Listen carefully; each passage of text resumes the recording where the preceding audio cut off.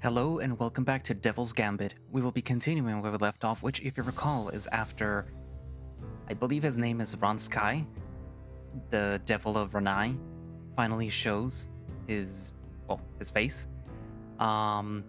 He shows up to, I forgot the Badger's name, but the protagonist, offering more or less, the nice way to put it would be companionship in exchange for being safe while in Ranai, or more specifically within the bad area. But obviously, since he's a demon, he would get something in return. So yeah. The Badger looked like he was seriously considering it, which, I mean, I guess, after Cadigan kind of spurned him, he's like, well, I mean, I guess this is the only other person who would offer me what I'm kind of looking for, which is,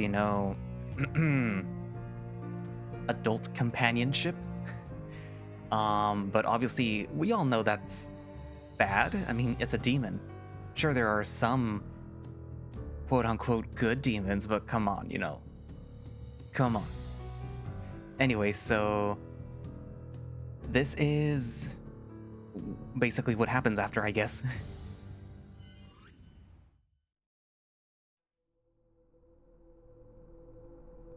Though everything became still, it never stopped. It donned a crown of branches, bathed in its parents' light, and reached for the sky. Though buried out of sight, it matured, a darkness within the shadow of every man, woman, and child, bidding its time.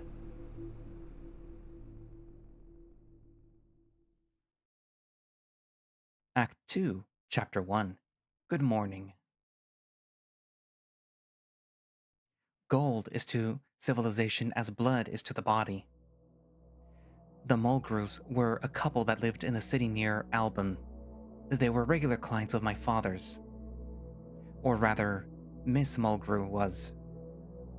She was a stern woman, capable of stopping me in time merely by furrowing her brows.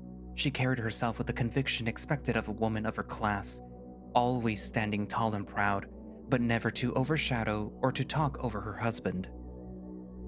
But whenever the sun descended behind the gray clouds of early winter, or when it started showing up again to wake up the flowers after the snow melted, Miss Mulgrew's frail health would betray her. Though she left a strong impression whenever she was healthy, I mostly remember her bedridden while Dad administered her elixirs. After a job well done, he would let her rest and chat with her husband downstairs over tea. Mr. Mulgrew was a bright-eyed merchant who always wore a smile and knew how to act humble when he actually was. It was easy to forget all about his status and wealth when he talked. Though he still let the occasional reminder slip up, like the time that he talked about a trading route that he secured through some clever trick, or the story about his marriage, which really was a mutually beneficial arrangement between their families. But what stood out to me was this saying of his, "Gold is to civilization as blood is to the body." My naive younger self thought his words were full of vanity, but reality has proven him right, hasn't it? It is because Oblann bleeds money that it is now a death's door, and trying to cure it is why not even a broken heart or fear of the devil can keep me from getting out of bed. Today I have an early shift at the hospital. After all, I need to get ready for work. It is an interesting feeling. Not only do Ranai's demons still exist, but also one of them is after my soul. I met him in the flesh. I barely got any sleep after. My heart kept pounding. My fur became wet and cold with sweat, while my insides boiled and every creaking floorboard in the tavern made me jump.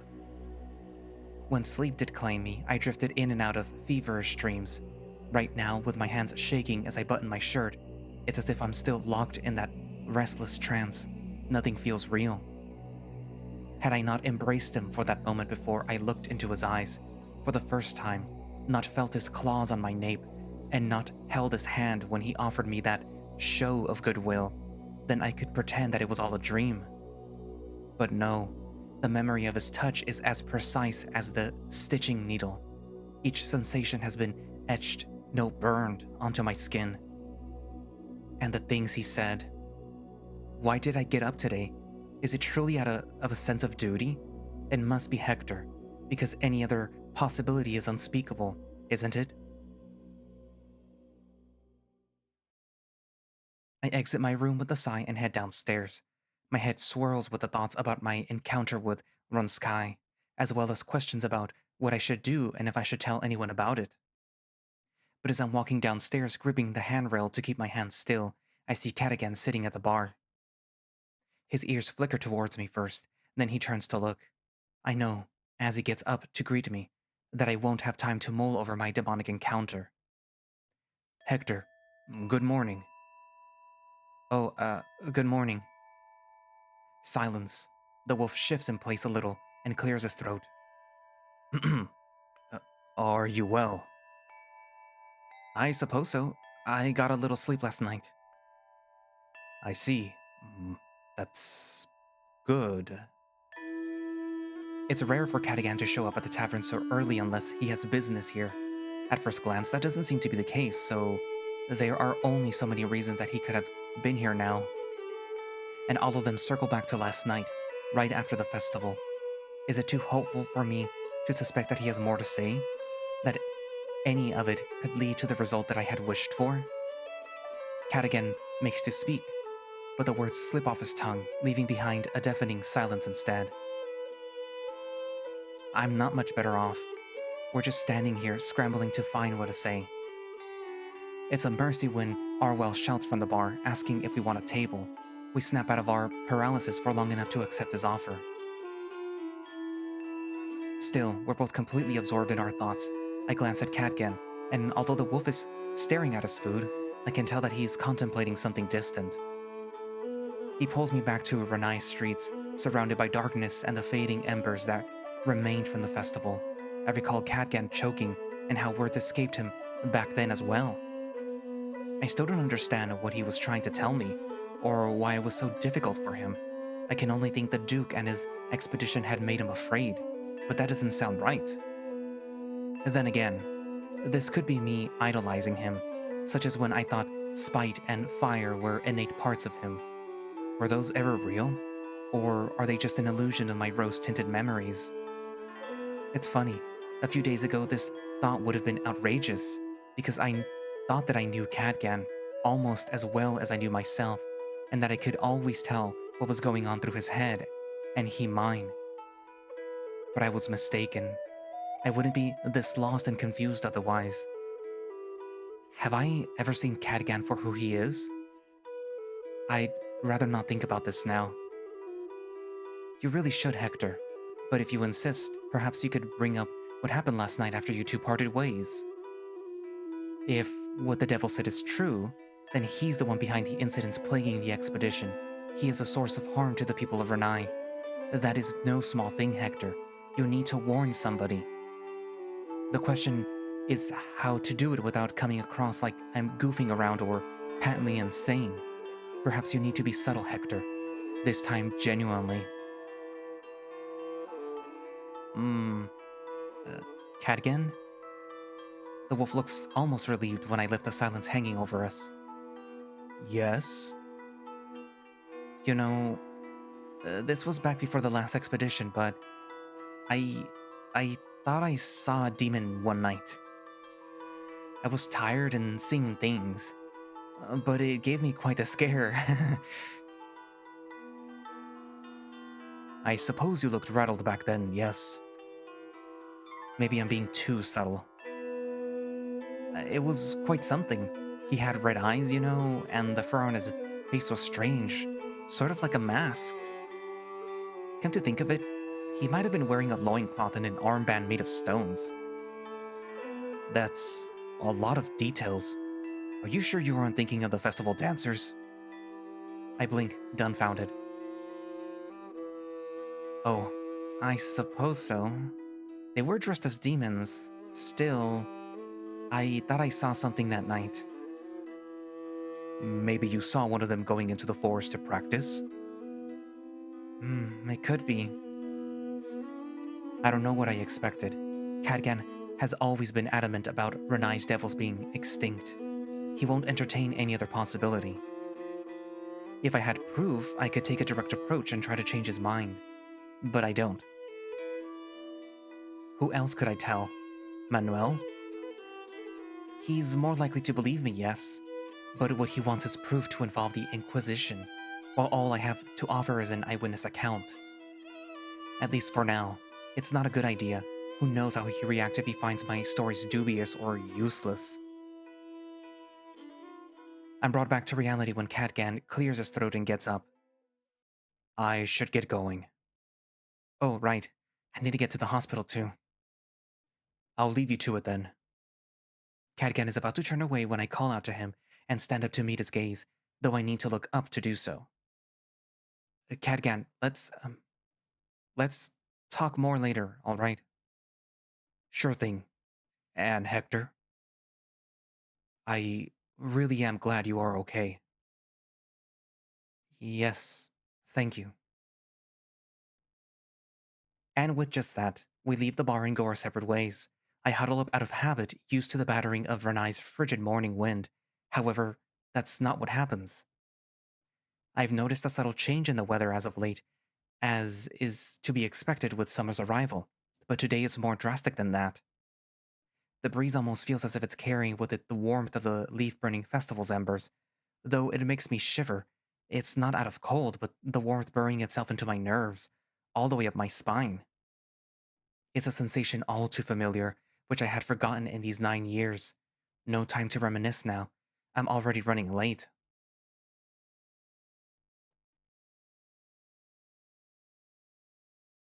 Work at the hospital is hectic but simple. The head doctor assesses the situation, gives orders, and we carry them out like obedient worker ants. It's almost relaxing, if it wasn't because it's not nearly as personal as taking care of my own patients. I prefer it. Ever since I'd returned to Renai, most of what I'd been doing is stitching together wounds, fixing fractures, or applying bandages. The most use my elixir making skills has gotten is distilling blood crown petals into painkillers. But once I enter the main ward and go to the designated bed, I realize today will be different. A middle-aged wolf, somewhat shorter and skinnier than the festival dancers, lies on the bed, barely breathing. His fingers are rigid, stuck in the middle of a grasping motion. His eyes look onwards to nothing in particular. The smell of body waste and his soiled pants makes it clear that he's incontinent. There's some blood on one of his legs, and upon further inspection of that area, 2 tiny shallow punctures. The surrounding blood has barely clotted. I put on my prismalium glasses to confirm my suspicion. The life force in his flesh is exceedingly still, but what worries me more is an irregular life force flow in his nerves, almost as if it was avoiding the flesh layer. It reminds me of the effect of some of the snake bites, but this is different. Somehow, the flow of the life force between the 2 layers is being disrupted without damaging either of them. I hear someone clearing his throat. I put away my glasses and turn around to meet the gaze of a tall yet hunched-over lion with a gray mane. He has a journal in his hand. Head doctor, sir? A Duskviper bite. Have you ever treated one, Hector? I've brewed antidotes for many kinds of viper venom, but I'm not familiar with that species in particular, sir. I thought as much. It's endemic to the Eye Valley and of no interest to physicians abroad. He takes a step forward and pulls his own pair of prismalian glasses. It's a nasty thing, unpredictable too. For some victims, it ends within minutes as their flesh decays and falls from their bones. Their best bet is an immediate amputation of the bitten limb. But this one, he has a guardian angel, it would seem. What is your assessment of his layers? It's almost like the venom is forming a barrier between nerves and flesh and nothing else. In isolation, they seem unharmed, but the connection between them is severed. I've never seen nothing like it. Hmm. But if I can correct the life force flow in the nerve layers before his organs fail, he should make it through unscathed in the end. I just hope that it's not too late already. Even if he's not suffering from that much more lethal effect, his flesh layer Being separated from the life force flow will be fatal if left alone. That is, if his heart or lungs don't stop working first. I see. This journal should help you. It contains notes on the venom. I'd mark the page for you. Thank you, sir. Venom that will either paralyze you or melt your flesh off your bones. It's no surprise that I only have notes to work with. It's too risky to wait to see what the effect will be, so all bites are treated with amputation when possible. Few of the victims must have reached my patient stage. Figuring out how to correct the life force flow is easier said than done, especially when I'm racing against time. There is no doubt that the venom is the source of the disturbance. If only I could manipulate the property somehow and reverse the effect. I sit down and go over the journal. It's an old leather-bound notebook with some pages falling off and new ones stitched in here and there. As I skim it, I see a dozen kinds of handwriting, each adding their own discoveries, experiments, and procedures.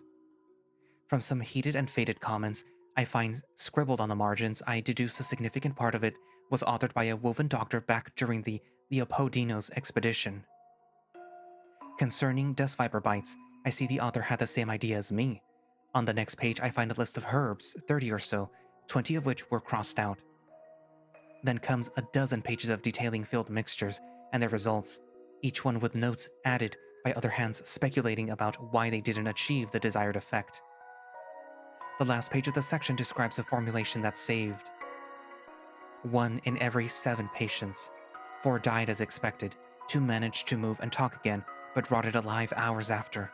The life force flow wasn't sufficiently corrected, evidently. 1 survived. Not good. What catches my eye, however, is the recipe. Out of the original 30 listed herbs, it uses only 4. No hypothesis is provided for why or how it worked. The notes make it clear that it was achieved through blind trial and error. 3 of them are stimulants. 1 of them is even known to have some hallucinatory effects, depending on how it's prepared. However, the brewing method is inadequate. Whoever arrived at this formulation didn't know how to handle these ingredients. They must have overheated and lost their efficacy. Perhaps that's why it only worked in 1 out of 7 victims. It takes me a sample of the wolf's blood and experimenting with a few different preparations based on the recipe, but I produce results. I became hopeful when the blood sample, once mixed with the elixir, finally coagulates, as it should. It's far from perfect, but he has no time to spare. I can only pray it's enough. The result of my shift isn't nearly as eventful, but rather than taking it easy, I'm still thinking about the Duskviper venom. Particularly about how it can have such wildly different effects. A perverse thought crosses my head then. A victim rejects having their limbs amputated and hopes that they'll experience a tamer effects. Within minutes, that hope is shattered when they realize that they're melting, and what follows is a death too terrible to imagine. Much like everything else from the Eye Valley, it shakes me to my core, and yet, when I check on the scout an hour later, I see that he is recovering. Not a single liquefied finger. He's already looking around and cracking jokes as if he was recovering from a simple hangover. It doesn't matter where it comes from. Venom is just venom. I couldn't have saved the scout without the research journal the head doctor handed me, without the help of a dozen doctors who came before me and set up the stage for the future. Doesn't that prove that, as with everything else, it can be treated with enough knowledge and research? The Eye Valley is dangerous, but most of all, it's unknown. A mystery. As soon as that mystery is solved, it becomes possible to shield oneself from its dangers. As I am writing my formulation and reasoning in the journal, I wonder if the same could be said for Ranski, that demon. For every venom there is an antidote, for every illness a cure, for every mystery an explanation.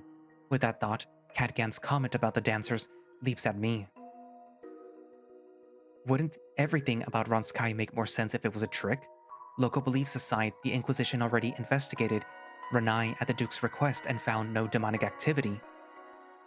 If the biggest, most prestigious society of demonologists and exorcists says that there aren't demons here, who am I to question the results? What about Ranski then? I don't have a concrete reason to point my finger at the dancers, but the men had similar physiques and outfits, so let's presume one of them broke into my room for now. I might have been confused about the disappearing door.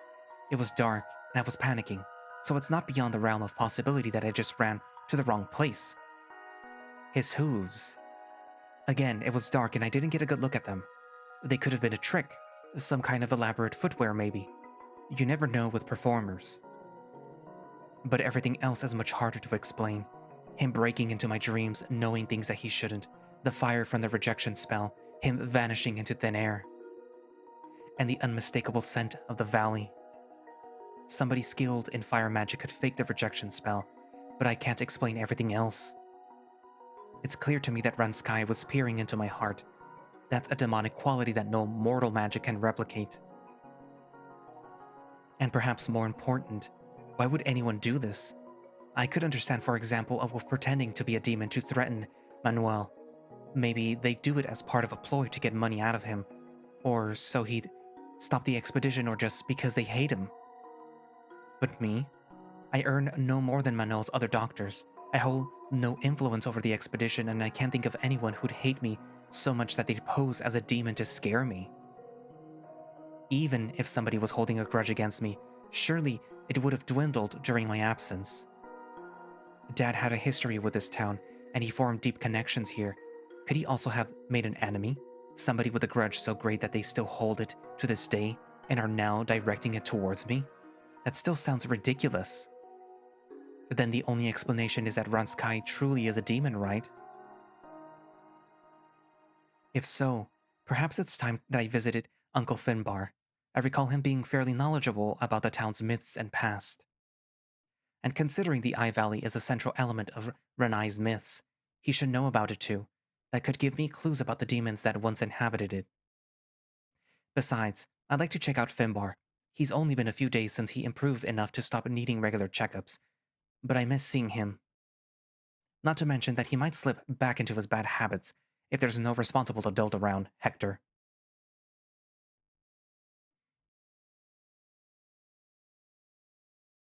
It's a little past noon by the time that I knock on his door. The old wolf raises his eyebrows in surprise when he sees me. Hector? How are you doing? But as he says those candid words, he deflates and furrows his eyebrows with suspicion, or perhaps just curiosity. Did I get something on me while at the hospital? Maybe a piece of melted scout?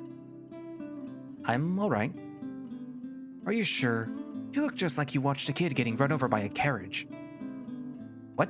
I'm perfectly fine, really. The uncertainty doesn't lift from Finbar's expression in the least. I sigh and shake my head. How about you, Finbar? Is everything in order? Yes, quite. I have something to show you. Come in. It seems that he at least understands that I don't want to talk about my mood. I suppose the demon was right. I am transparent.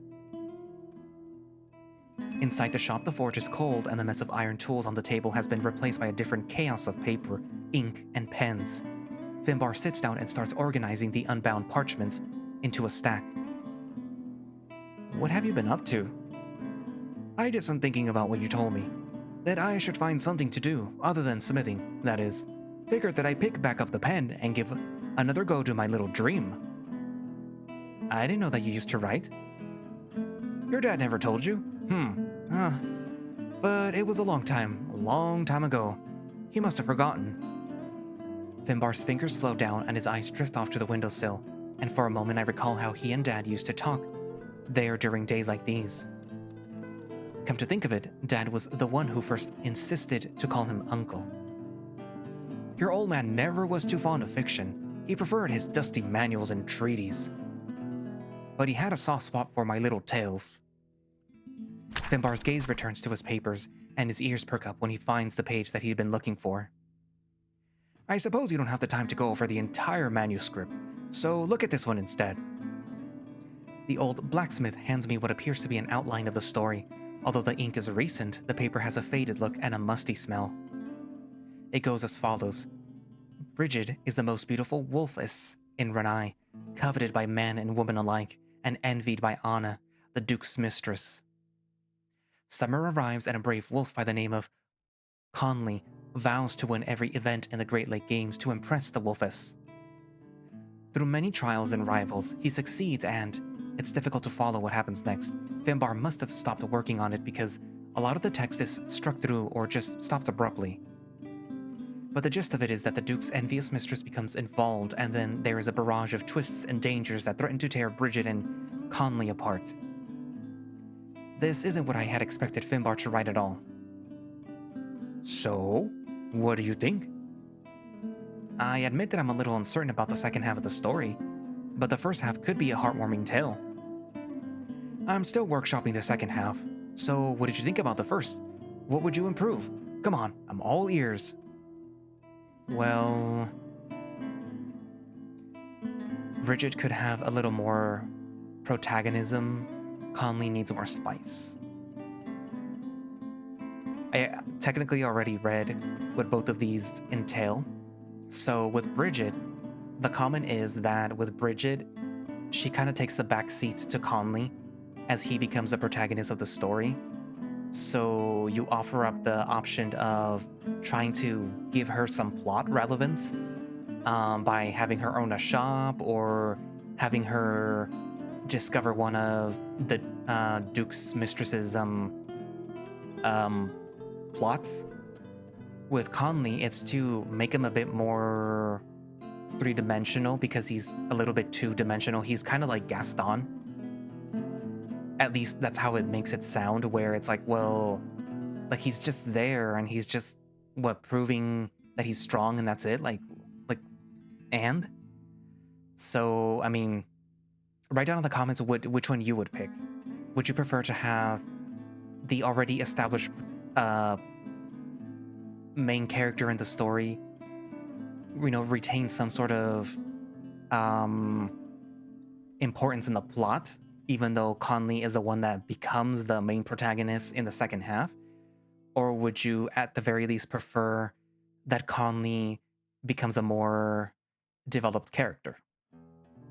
So, for the purposes of this playthrough, I'm going to pick Bridget because, I mean, I'm a firm believer that if you introduce a main character, that you stick with them. Or that if you have a character, that you at least give them some meat. The story focuses on Bridget at first, but she doesn't do much after Conley comes into the picture, does she? She'd be more interesting if she had a bigger role somehow, more than just looking pretty for Conley. Finbar rubs his chin warily. Maybe, but sometimes that's the point, right? Sometimes you just want to be the reason all the big men in town are at each other's throats while interesting things happen around you. He's not wrong, but personally, I could use less excitement in my life right now. Do you have any ideas for what she could do? For example, let's say that the Duke's mistress is scheming something, and only Bridget catches wind of it, so it falls onto her shoulders to stop it. Or maybe she runs a shop and is struggling to keep it afloat, so there's drama around that. Just throwing ideas. I see. Very well, I'll take notes. I hope you aren't taking my opinion too seriously. I can't make heads or tails of anything about writing. Ha! So what? That doesn't stop my wife. I look back at the windowsill where Finbar and my dad used to talk, their backs towards me. For a moment, it's as if I was a kid again. I can almost hear his voice. I wish that I could stay and enjoy it for longer, but another part of me knows that I have to go back to work soon. People need me. I should get to the point. Uncle Finbar, you're knowledgeable about the town's past, yes? About as much as any other old fella from here, I reckon. What do you want to know? Do you happen to know about the valley? The valley, eh?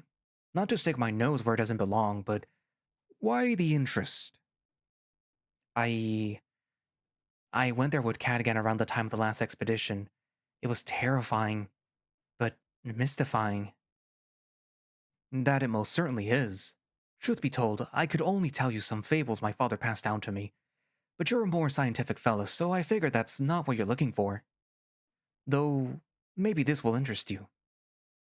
The old wolf puts his manuscript aside, opens a drawer, and produces an old book from it. As he flips through its pages, I catch glimpses of countless sigils, not too unlike the one Cadgan drew to dry his clothes. One of them catches my eye, but Finbar flips through it. He stops when he spots an all too familiar symbol. Oh, that's a symbol that you put on the buckles. The two planets, Its true name is lost, but we know some of its meaning. It's the heart, as in the core, but it's also representing a vast body. A celestial body, judging from what you've been calling it. To be honest, that part is debatable. If you think about it, doesn't it look like the Earth and the Moon? Wouldn't it be representing our entire world then? That was one of my first thoughts, yes. But some say that it's about large bodies of water, such as the ocean. There used to be this couple that would always correct me about it whenever I said two planets. Alright, but what does it have to do with the valley? Here goes. Usually the symbol has nothing to do with the valley. However, according to the men that survived Leopoldino's expedition, it was all over the place in the valley's deepest recesses. According to them, they found these large crystals with symbols carved into them, and this one appeared every often, but they were too heavy to bring back. How ominous. I wonder what it means. Who knows? Maybe it's just a word that the old wolves of Rannie borrowed from the demons. Finbar is half joking, but he might be right. Runsky struck me as surprisingly sociable, I suppose going as far as offering safe passage into the valley. Could they have extended that privilege to some wolves of old Rannie? That would explain how such a culture exchange took place. Before I could forget, there's something else that I want to check. Could you go a few pages back? I think I saw something. There it is. I wasn't sure when I glimpsed it earlier, but that's the symbol Runsky wears on his belt, isn't it? Ah, yes. Rannie's rune. Literally, this one is read as Rannie. Interesting. Then it refers to the town? Not quite. It can mean Rannie the town, yes, but its meaning can change depending on context. It can refer to the eyelid, and to the act of protecting or concealing something. Rumor goes that this, or a rune of similar design, was once used in a now extinct tradition of woven magic too. He suddenly snaps his fingers and points to a specific passage. My eyes go wide at the sight of that word. I almost forgot, but this rune has some different readings. When it refers to the town and the body part, it's Rannie. But when it's used as a verb, it's read as Runsky. That's the demon's name. It takes all my power to bite back the sentence. Finbar raises an eyebrow at me. What's wrong, son? Quickly, improvise. Sorry, I got distracted and I stubbed my toe. Ha! Be careful you don't want to get splinters under your claws. I cringe at the very thought. In any case, this is fascinating, but I should get going. I stayed longer than intended, with the talk about your story and all. Right, don't let me keep you, and thanks again for your comments. Before I go, would you mind lending me this book, Uncle Finbar? It'd make a pleasant read before bed. I don't mind. It'll see more use with you anyway. I give the book a longing look before putting it in my bag and closing it. I truly wish that I could dig into whatever clues that it might hold right now, but duty calls. As the old wolf sees me off, I spot the lingering trace of curiosity in his expression. He keeps his questions to himself, however, and simply watches me walk away before retreating into his shop. Did I see something suspicious? No, it's more likely he still thinks something happened to me, which, well, is true. Had I told Finbar about Runsky, would he have agreed to help me? I think so, but maybe it's for the best that I didn't. If the demon can trample all over Manol's expedition, he would have no trouble crushing a loose-lipped badger and what feeble help he can muster. I need to keep this to myself, at least until I can devise a plan, and hopefully the key to doing just that now rests in my bag.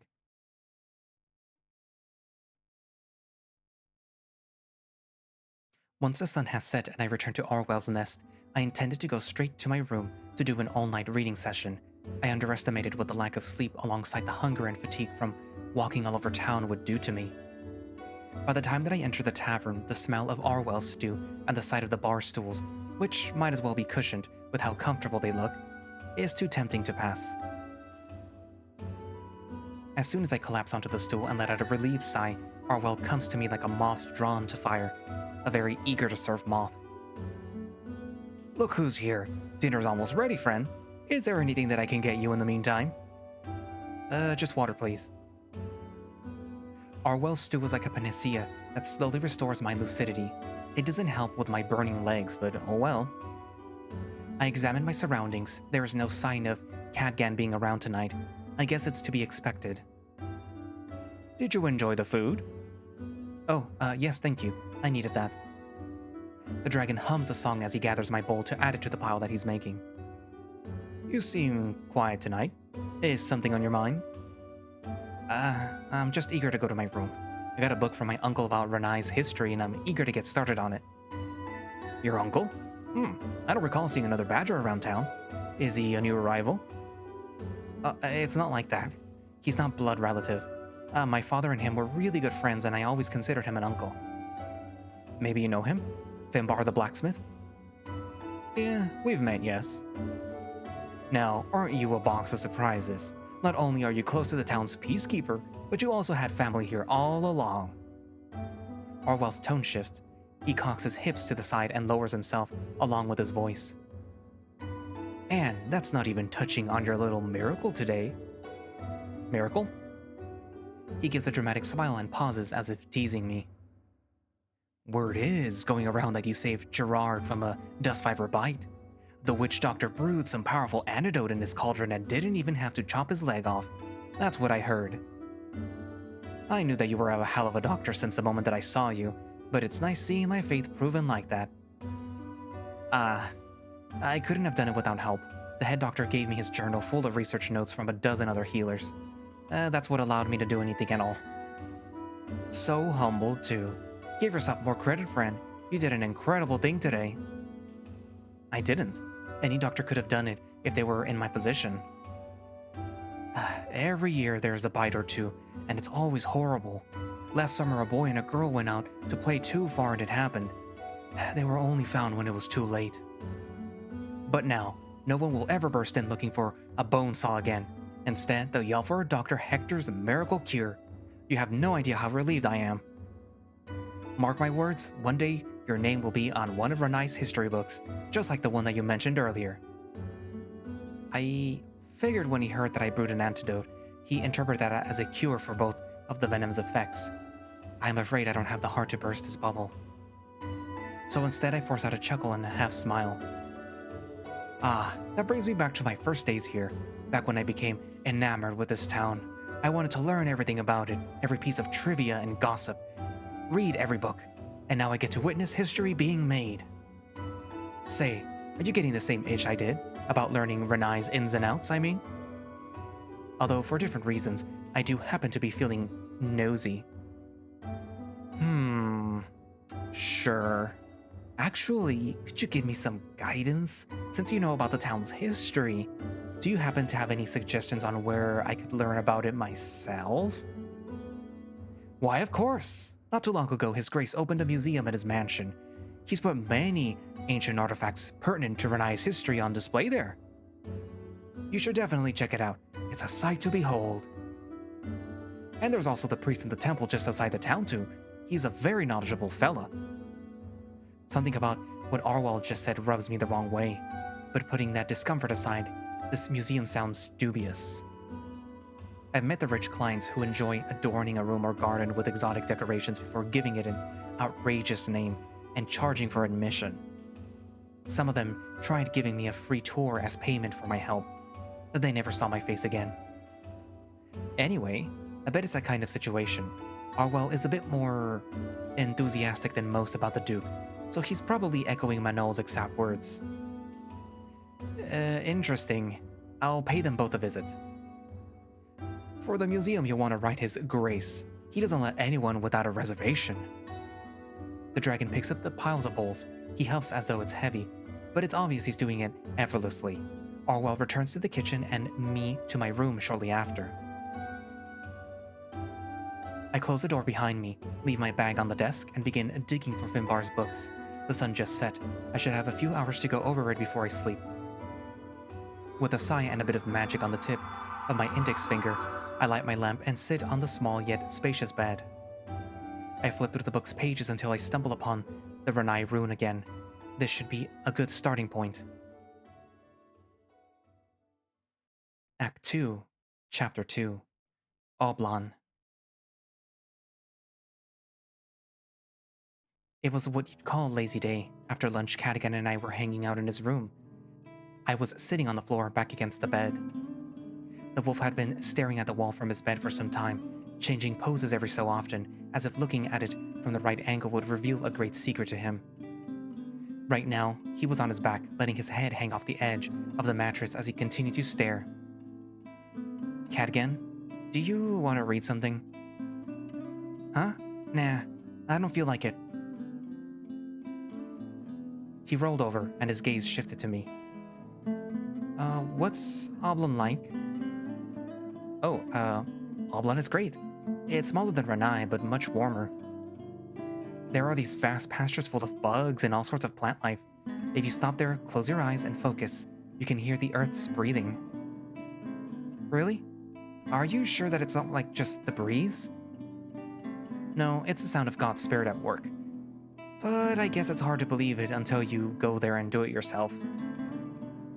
Rannie is silent by comparison. It's almost like the earth spirits here are gone or hiding. If you went out to my hometown, you'd notice a difference right away. Although considering that most of Rannie's stories were about demons, maybe that was for the best. What about the people? I bet they pick on you a lot. All the other kids are afraid of Dad, so they don't. What is there to be afraid of? That ugly mustache? I punch him in the shoulder, but Cadigan just laughs it off. The young wolf sighed, took a big breath, and just stared into the wall again. Oblann sounds nice. I'd like to visit it. Too bad it'll be gone soon. Huh? What? It won't hold on for long, right? There's barely anyone left. Give it a year or 9, and it'll just look like the ruins outside the valley. Cadigan never said that. What's gotten into you? Come on, Hector. I know you want to go away too. Come on. Come on down too. In the blink of an eye, I have one knee on the bed as I grab him by the shirt and force him to face me, barely containing my rage. Stop it! My hands feel and look massive against him. My claws even rip his shirt. But that doesn't deter him. His laughter keeps echoing even as he fades away into nothing. Perhaps Rannie is quite compared to Oblann, yes, but it was a mistake to assume that meant nothing supernatural was at play here. While Rannie's spirits, or is he the only one? I'm not sure. Don't let you hear them. They have their ways to inform you of their presence. So, as I am once more pulled out of my dreams by the smell of flowers in full bloom, I already know that he is near. I perk my ears and notice tapping and creaking, with harsh breathing on the backdrop, and now and then sounds of a page being turned. I feel around the bed to confirm that nobody else is with me before rolling onto my side to investigate the noise. The lamp is still lit. I must have fallen asleep while reading, but it's the moonlight that reveals that mask, the 2 rubies, and the purple knife tips of his ears. And not to mention the hooves, which, no matter how hard I look, are undoubtedly real. Runsky sits at my desk and absentmindedly flips through the pages of Finbar's book with a half-grin. Is he amused by its contents, or simply contemplative? I can't read his expression well. Also, he keeps rocking the chair back and forth with one of his hooves. It's not long before he notices me, though. He tosses the book behind him as he leans forward, slamming the chair down, and rises. Badger, at long last you're awakened. A twisted smile forms on his face, and I reach out for the lamp, holding onto it to bash him in the head with if he attempts to get close. The demon's arms drop, and he breaks into laughter. I take the chance to get out of bed so that I am less vulnerable, or so I hope. Either you know nothing about my kin, or are even more dull-witted than I have thought. Have you forgotten the rejection spell that I generously granted you? I won't listen to anything that you have to say, demon. Don't think that I'll give up my soul to you. What happens next puzzles me. The wildfire in his eyes flickers as if my rejection could extinguish it. However, it only lasts an instant before a more sinister sheen takes over. The glimmer of a seasoned hunter, that recognizes the sort of prey that he's dealing with. How many men must have rejected him in his lifetime, only to kneel before him in the end? I'd be a fool to think myself untouchable. Last night he already breached my defenses, pinning me against the wall, weakened my legs, and every time that he spat out venom, my heart skipped a beat. And he's aware of it all. I see as much in his eyes. That's what makes him so dangerous. Fascinating. Last night you were just a nudge away from bending over and accepting my deal. But then you spent the day digging around like a worm and suddenly think that you have the backbone to deny me. Please stop embarrassing yourself. It's all this demon hunter, make-believe your way of distracting yourself from Cadgan. Don't. Leave him out of this. How could I do that, when he's at the heart of it all? But I digress. I'm not here to torment you, Hector. Not this way in any case. What do you want then? If you want my answer to your deal, then the answer is no. I said I'd grant you time to consider it, and I'm keeping my word. I won't demand a definitive answer so soon. Rather, I want to show you something interesting. Follow me. Follow you? Where? Into the forest, of course. What's with that face? Don't tell me that you're afraid. You trespass into my valley, but a little night stroll is too much. It's not that. Then there's no problem, no? The demon snaps his fingers and disappears into thin air.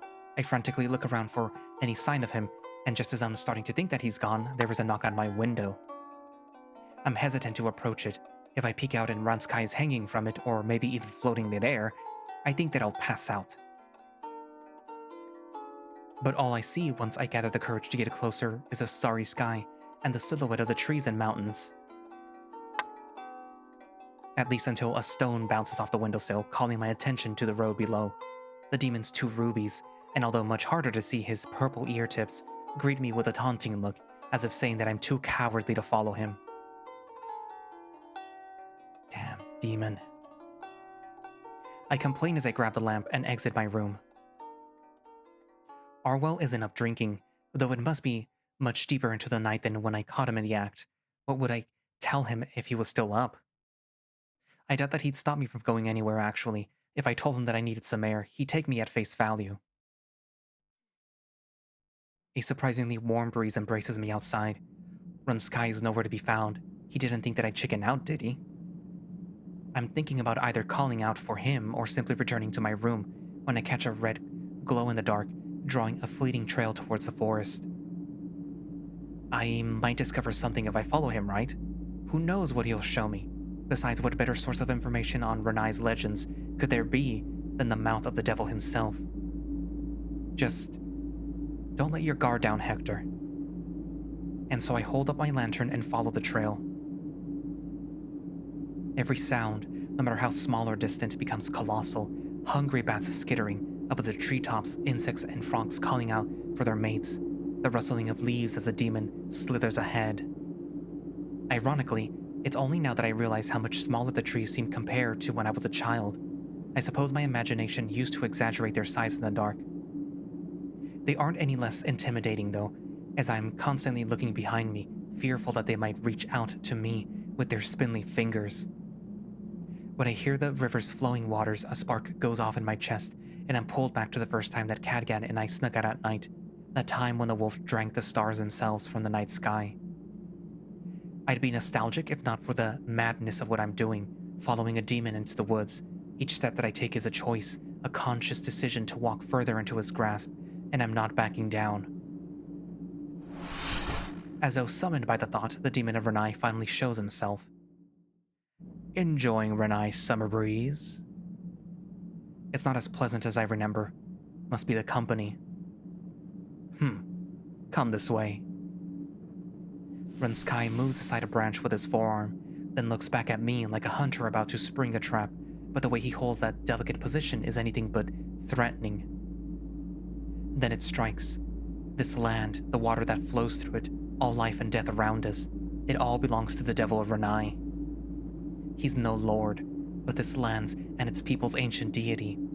This last moment of hesitation is that of a priest about to grant a revelation to a mortal. Well? Go ahead. Right. The Night River is just as I've been picturing it these last 9 years. Past the frame of greenery, there are rough, starlit brushstrokes flowing downstream, the water's surface rippling, shining as if jewels were resting on the riverbed. And yet, as beautiful as all of this is, Runskai's smirk is dripping with mischief and trickery. He discards his bracers on the riverbank as he steps into the starlit waters, sinking at first only his feet and calves. It hits me that the truly astonishing thing here is the demon himself and how far he's pulled me into his domain. Enough to make your heart skip a beat, eh? He walks further into the river and then brings a handful of water to cascade down over his head. The while the moon shines as if it was blessing him. I thought that you'd show me something interesting, demon. The fire in Ronskai's flickers again, only for it to shine brighter as his gaze eats up every part of me. His grin widens and I am once more reminded of how transparent I am. Oh, Hector. What? How I crave to ravage you. Something between a sigh and a snarl follows those words, and then almost violently the demon undoes his buckle and lays everything bare. So focused was I on his eyes that I had completely ignored the raging he just set free. When I am done with you, you won't know where I end and you begin. Ah, but not yet. He first massages his hefty, and God, they barely fit in his hands, before squeezing his and jerking himself off. My heart is about to jump out of my chest, but not just out of fear, if all the blood being pumped to my crotch is to be trusted. The plentiful fluid leaking from the tip of his into the river is hypnotic. It's so tempting to reach down and follow his example. But don't, Hector. You're like a bug tempted by a Venus flytrap. Don't fly into his maws. You seem very interested. If you think that this will be enough to entice me, you're mistaken. Having regained his cool, the demon collects off his and brings it to his mouth. You require more than simple eye honey. But it was a worthwhile attempt, if only to see that exquisite look of virgin frustration of yours. Bastard. But that's not what you like, is it? Not only did you follow me out here, but you haven't kept your eyes off of me for an instant. Transparent as always, Hector. The venom with which he pronounces my name stirs something in me. I cross my arms and look away. There's no need to be a stranger. Not when you already had your nose all over me. Why don't you join me? When I don't respond to his provocation, Runsky simply goes back to washing himself in silence. But that grin doesn't leave his face for even an instant. A scheme brews in the cauldron that is his head until it overflows, not as foam or as noxious green substance, but in a form of a question I don't at all expect. Why were you away for 9 years? Excuse me? If Cadgan is so important to you, you must have wanted to see him again. All this time, no? So, why return only now? The question hits me like morning light falling through the window boards and landing on my face. It disturbs a slumber that I've been buried in for too many years, one that I fear that I might not be ready to wake up from. So I turn away from the river, from the demon, crossing my arms and gnawing on my thumb claw. Because I was busy with work, that's all. Liar. I don't believe for a second that you were needed in your hometown all that time, without interruption, for 9 years. You could have put time aside to visit. You don't know what you're talking about. Suddenly, I'm wrapped in a gentle embrace from behind. The wind suddenly feels too cold as my chest and back are soaked in water, but it doesn't bother me. Because alongside Runskai's next words, no, his very breathing comes out in emotion more intense than the heat of Finbar's forge, or even the festival's bonfire, one that could set our surroundings ablaze. Then tell me. All I need to do to free myself is utter fading, but I clench my teeth to stop myself. He won't let me escape or back down, but no matter how painful what I'm about to say might be, or how much it might feel like I'm coming apart at the seams. He'll hold me and keep me together. If I feel like my knees are about to give in, he won't let me fall. It all finally shakes me awake. I open my eyes, remember, and let everything out. I remember once sitting across from Dad at the dining room's empty table. The pungent smell of herbs coming from him stung my nose. I wasn't used to the odor resulting from brewing elixirs back then. It wasn't the first night like that, nor would it be the last. When I asked him why we weren't eating, he sighed and shot me a serious look. Hector, to a town, money is like lifeblood, and we are another part of that same organism, he said. Eventually, I learned that the saying came from Mr. Mulgrew, but I first heard it from Dad. I didn't get it, but I could tell that it didn't please him. I asked that question, so I never did again. In time, I accepted that sometimes we didn't have enough money to eat, not because we didn't earn well, but because he was giving back to the community, as he put it, because we were part of it, so it was our responsibility.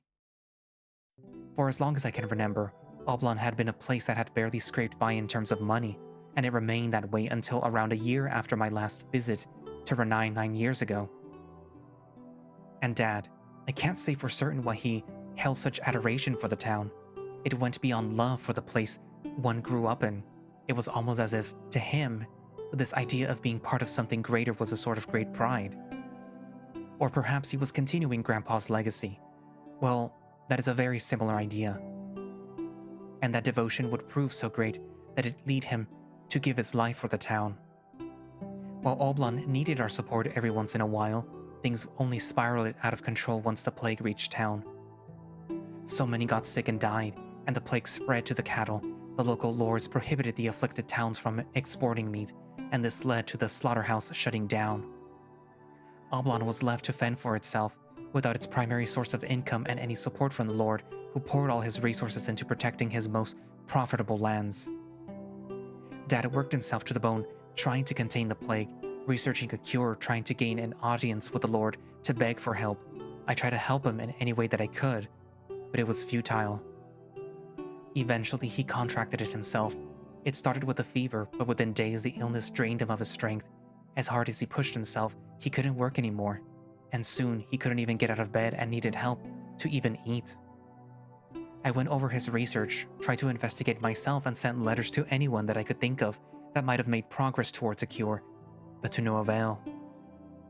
Every day he faded a little more, the intelligence drained from his eyes, replaced with pain, then by a look like he'd rather be dead, and finally nothing, and I watched it happen every single day as I fed and took care of him.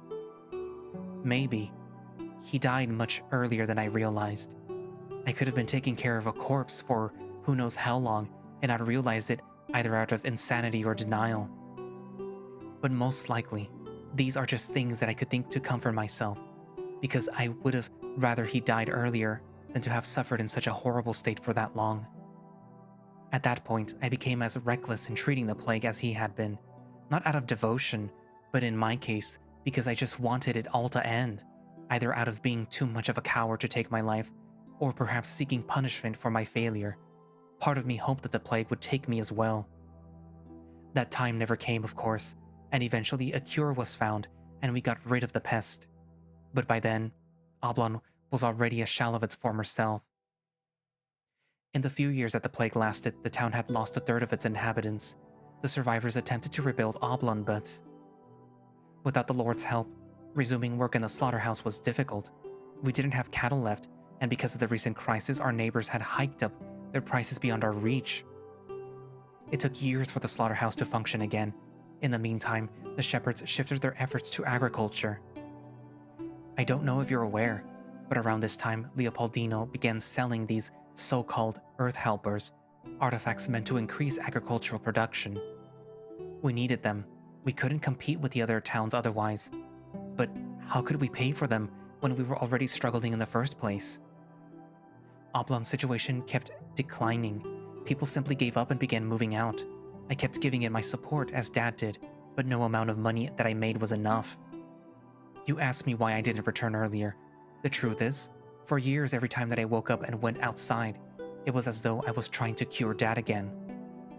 That hell never ended for me. Every time somebody left and the town became a little emptier, every time a home, farm, or store was abandoned and fell into ruin, it was as though I was seeing him fade away. I couldn't run, didn't even dare to go too far away from town. I am one of its last lifelines and I deserve it. I couldn't save Dad or Oblann. Don't I deserve to relive his death over and over again? Yes, that's my punishment. Punishment, eh? The demon raises a hand and rubs my cheek, wiping away my tears. Then we stay still, surrounded by the sound of flowing water and my sobbing. For how long do I remain in the demon's arms? How long would I be enough to make up for these last 9 years? It'll never be enough. I know Dad's face during his final days will haunt me for the rest of my life. And yet, Ranskai's arms won't let me falter nor fall to my knees. I look up and our gazes meet. From below, it looks as though the moon sits on his head like a crown. But of course, he is the ruler of this forest and the valley beyond, and the night feels so comfortable under his warm shadow. Once my crying subsides, and he gets a feel that I won't fall apart the moment that he lets go of me, his grip loosens up, and he steps away. I hadn't noticed that I had been holding onto his arm all this while. You were barely an adult, so weak, vulnerable and small compared to the might of the plague so greater than you. Yet you still blame yourself as though you could have stopped it. You, stubborn as you are, insist on bearing the guilt for your world falling apart around you. I know, but I wish that I could have done something. Maybe if I had tried something different? Ridiculous. If you want to blame anybody for this tragedy, that should be the Lord who's forsaken your town. Or are you infatuated with him too, just because he gave your people a concession or two, just like that granddaddy of yours who spent a lifetime choking on his dick? That's easy to say. You weren't there. You don't know what it was like. Answer me this. What made you finally return? I'm not asking about the maggot's money. You wanted more than just that, didn't you? I cross my arms and avert my gaze. Cadgan. I once told him if he didn't have anywhere to go, then at least he'd always have a place alongside me. I hope that he reciprocated the feeling. No, that's not all of it. For years after Dad died, I still expected, hoped even, that I wasn't long for this world. So when I thought of Cadgan and Rannie, of the happy times that we had here, I didn't see why. Another sob escapes my chest. I didn't want to come back to this life only to die soon after, to make him suffer, to ruin what good we had by showing him what I'd become. But one day it dawned on me, I would not die anytime soon. I had already lost Oblann. It's still there, but it's not the home that I once knew anymore. I don't know if it'll ever be again, but I had another home here with Cadgan. It scared me seeing how much he had changed, and I fear that last night I finally lost it. Maybe it would have been better not to say anything. Maybe Cadgan could fulfill his promise, but that doesn't mean that you don't have a home here. What do you mean? I said that I wanted to mend your heart, yes. I am a demon of my word. If giving you a place in the world is what it takes, always accepting you by my side no matter what, then I'll do it.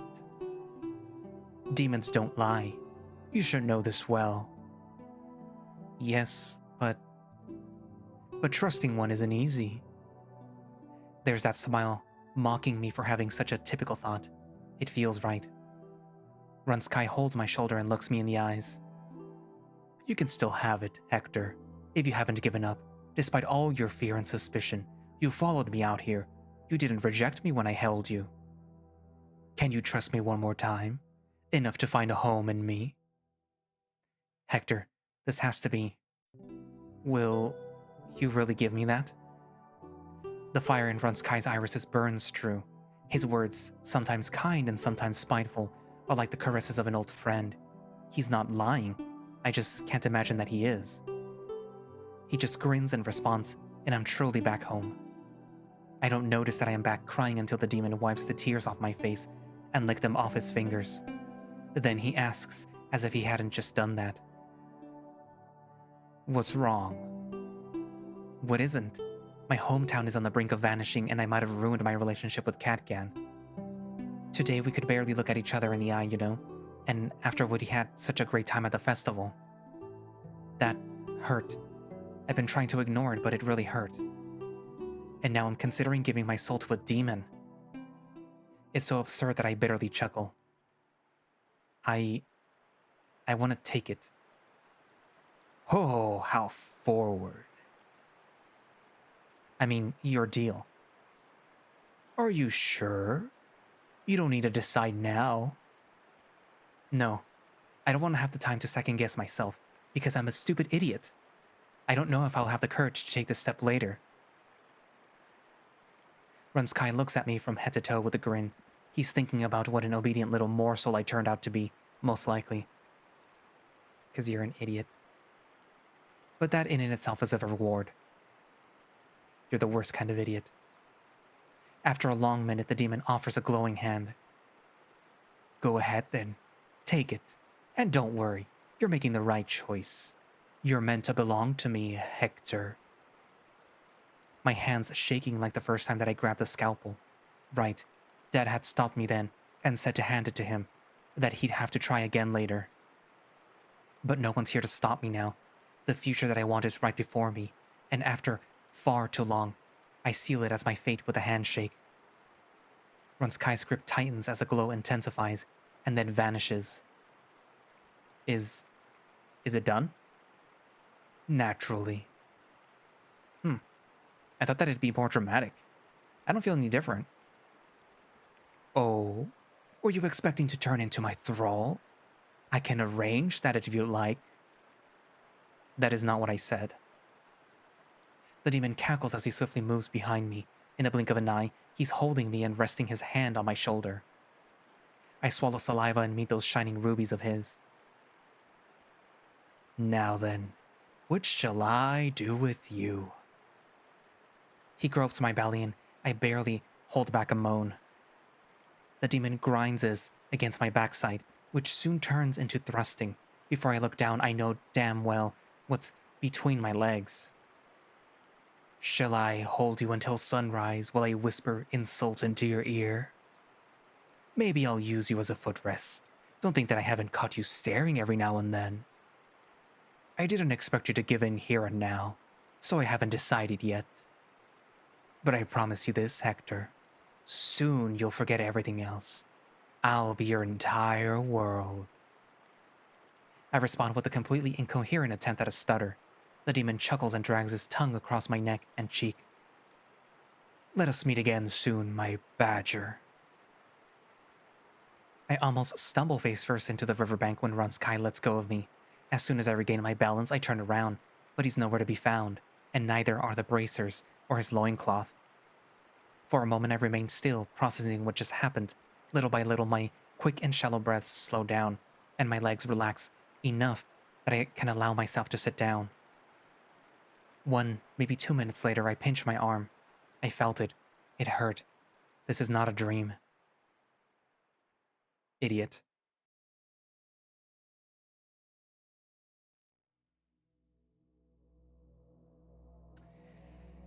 Ah. So of course the horny little idiot decides to give it to the demon. Because of course. Like, even the demon is like, oh, I didn't expect it to be this easy. Because of course, you might have put up a little bit more of a fight, but no, you just decide, you know what? I'm probably not going to get anything from Cadgan because, I don't have any real semblance of a relationship is. I couldn't think maybe it would be better if we were friends first and then see if that can develop instead of just automatically hoping that,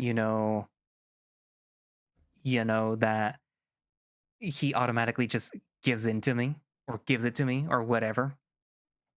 But no, he's not gonna automatically do what most visual novel love interests do and, just say like, oh yes, I love you. Oh my God, I've been waiting for you to say that or whatever. Instead, he's gonna go, well, if this guy won't put out, then I'll just go to the demon. Like, the guy is a demon. He is a literal demon. He's gonna say exactly what you want to hear. He's going to do exactly what you want somebody to do. Because he knows that that is the easiest way to get you to comply. The easiest way for you to suddenly forget, like, I have a thing for the wolf guy, the one that I grew up with. But nah, I don't care now because he clearly doesn't see me in the same way. So I'm just gonna go, and screw around with the demon. Oh, Hector, you absolute idiot. At least that's how I see it. What about you guys? Write it down in the comments. Anyway, so I'm gonna hold you there, past Nero. I just came to a realization when I was editing this about the nature of Ron Sky and more or less what they were talking about in this update. And here, let me read it. Well, read what I had to write to one of my friends as I was editing this. That they seem to be making the comparison between Ron Sky and a snake. And you might be wondering, no, they aren't. They haven't said anything like that, but they have been mentioning, well, they did mention at the beginning the Duskviper, and Hector makes the not the comparison, but he uses the qualifier of slithering when Ron Sky is leading him, towards the river. And if you look at Ron Sky, he has fangs. He doesn't just have fangs; he has fangs like a snake. Not only that, but there are certain scenes in which I suppose that it's meant for the allure, like to say like, oh, he's sexy when he's using his tongue when he has it like out. But that's sort of snake-like too. I mean, he's not doing a little thing, but that's kind of difficult to do and kind of goofy looking if you're just doing it for a sprite. But he does have that sort of tongue thing going for him. And one of the reasons why the comparison between Ron Sky and the snake popped up in my head is because of the way the Duskviper's venom works and the way that Ron Sky seems to be doing stuff right now. And if you recall, the Duskviper venom works by separating the two layers, the skin layer and the nervous system layer. And that eventually causes the body to just decay, to melt away. And I think, for whatever reason, this is sort of what Ron Sky is trying to do either to Hector or to Cadgan. Because he literally appears right after Hector kind of, and I'm sorry to say this, but kind of like stupidly, confesses to Cadgan, even though he's been away for 9 years and he doesn't really know what's going on with Cadgan or anything like that. He's just like, oh, well, I'm back. Do you want to hook up? Like, dude, you've been gone for 9 years. Could you at least, like, get to know him a little bit more than just a few, what was it, weeks or days? I forget. And after he gets rejected, Ron Sky appears and he's like, well, hey, I hear that your wolf basically doesn't want to, pursue anything with you. Well, here I am, and I'm willing, ready, and able to, basically do what you want, but you have to give me your soul or whatever he actually wants. Because, I mean, what really could Hector offer? Hector's just admittedly a very accomplished, I guess you could say, physician. Um, like, sure, he has a lot of trauma and stuff like that. And one of the little things that also stood out to me is the fact that when Hector starts crying for the second time, Ron Sky like does a little, oh, I'm gonna let me clear your tears away, but also I'm gonna taste them, and that's sort of like what a bad guy does. He is not the good guy, even though he seems to be offering some sort of like comfort to Hector. because if you really think about it, if he is actually a demon, he's taking pleasure in the discomfort and the pain that Hector is feeling. And not only that, but he's the one that's prompting it. He's the one that wants to know. He's the one that's like, nah, you're gonna tell me. You're gonna tell me the reason why you decided to stay away.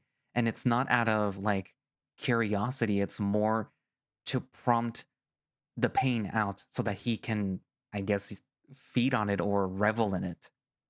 Not only that, but if you push somebody far enough, you're gonna eventually be able to get them to do what you want them to do. So yeah. So again, the snake comparison, to me, it seems more like now Ronskai has sunk his fangs into Hector, which, I mean, you probably will have noticed the chapter names where I am deliberately making it seem like Ronskai Snake. And now that he has sunk his fangs into him, his poison, his words, his little deals, everything little thing that he is going to do for Hector is gonna be primarily to separate Cadgan and Hector for whatever reason. Maybe he literally just wants Hector as his thrall, or maybe he really needs Hector for something, maybe having to do with Manol. But it seems more likely that he wants to separate Cadgan and Hector. At least to me, at this point. And I may be wrong, I don't know. So, take it away past me. Channel members here on the bottom. Thank you all for supporting me, for giving me your support so that I can continue to do this. Yeah. I mean, obviously I could still continue to do this without the support, but you giving me the support shows that people do really like the videos and that you do want to directly show it, I guess. I mean, obviously don't forget to like and subscribe to the channel. But yeah. Anyway, so thank you all for watching / listening. If you would like to play Devil's Gambit yourself, you can do so by going down into the link in the description, which should have a direct link for the itch.io page where you can download the game and play it, or you can just go to itch.io and download it yourself. As you can see, they do have a Patreon, which, will get you early access to builds of Devil's Gambit. So if you really like this story, you really like Ronskai, apparently, because there are some people that I'm pretty sure that are already salivating over him. Like, you guys have very little sense. Like, I mean, come on, the wolf is there. At least try to build up your relationship with him again. Let's just go to the next